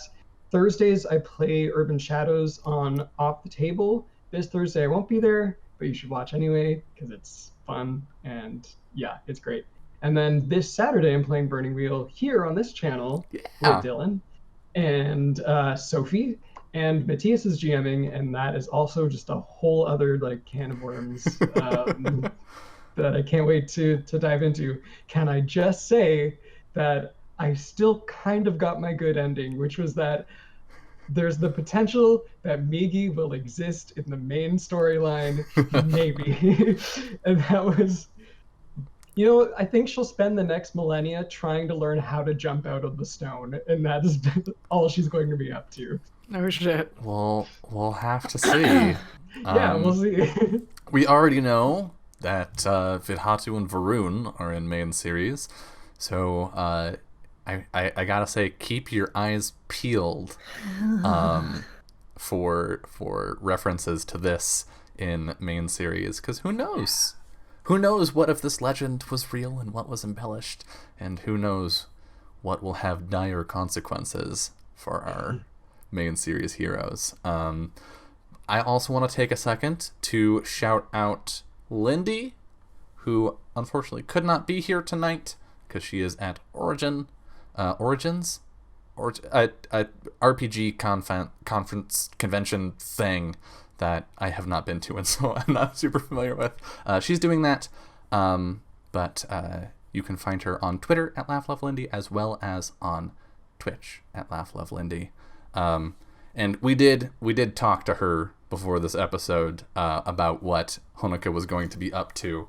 And it turns out it was literally just sitting on a boat. So we ended up getting the same Honoka experience. Because Honoka wasn't fucking going back to that palace. Hell no. That was a big old nope. So, yeah. I just have the funniest image of like one more message being sent to like Migi, but Migi's now dead, and so there's just a message in the sky over Migi's dead body, like, "Are you okay out there?" No, we'd be like, "Oh, she's a fucking goner." No She's way. toast. She had weird time power and a different voice. Yeah. I mean, Ari knows kind of what happened. Just because he also heard the voice in his head, and he's like, yeah, that's not a good thing to be talking out of Migi's mouth. That's a bad. There's a lot of questions Kai's going to be asking in the off-screen epilogue. Yeah. Most of them are what the fuck, and what the fuck. Also, what the fuck. I want to, as sort of, I want to do a post-credit scene, Summer, if you don't mind reading a thing. But before we get to that, I need to roll through my shout-outs. You're on my channel. You know where to find me. It's Anarsis on Twitch, Twitter, YouTube, Patreon, and Itch.io. This has been a blast. This has been a real good time. Rock, thank you for the bits. I will get to shout-outs for all of the notifications because I have a lot of them from tonight's stream. Holy cow. We have a bit goal on the channel, speaking of bits, to have me run a bonus one-shot of Monster of the Week, which before the stream we were at 94.75%, I think. We're at like a couple percent away with those bits from Rock, so thank you so much. Once all of that clears, I will be getting that one-shot going. We also have a Patreon, as I mentioned. That Patreon supports all of the creative things that I do. It supports these shows. It supports my game design, which I write feelsy RPGs. If you like feelsy RPGs, consider supporting me in making that stuff happen. Patreon is legitimately one of the largest sources of my income at the moment, so it makes a huge difference. And if we can get to our next goal, which we're about 45% of the way to, if we can get to our next goal, it will have me releasing homebrew stuff every single month. And not just homebrew stuff. So, like, yay, cool, homebrew classes for Ryutama and stuff, that's great. But also updated playtest material for any of the games that I am working on as I work on them. So it is basically public early access to the inner workings of my game design brain. So, that's that. Let me do some shout-outs, and then we will see our epilogue. Thank you, Variant Rolls, of course, for the huge raid tonight. Thank you to Matt Foreman, MK Hansen. I really hope one of those was right. Critically Lit is a great name. Corey Hickson, thank you to, and Tarzan Tank, all of you. Also, Almax D20. Holy crap, the things keep rolling in. For the follows, thank you to all of you for following the channel. I hope to see you in future shows. Thank you, Tarzan Tank, for the Twitch Prime subscription. Thank you, Tarzan Tank. Thank you, Tarzan Tank, for the 300 bits, which, if my math is correct, I will check after the stream, does push us over the bit goal for the Monster of the Week one shot. So I'm gonna get that together and start getting that organized. Also to Rock, as mentioned, for the 300 bits as well. Thank you both so much. Look forward to that coming down the pipes as it happens. But before you go, Summer, would you do us, please, the honor of reading Ari's letter? Sure. Thank Sure. Since I gave it to you literally 10,000 weeks ago. So long ago. So long ago when I left. A Okay, million years ago. here we go. If I am dead, hopefully you are not overly distressed.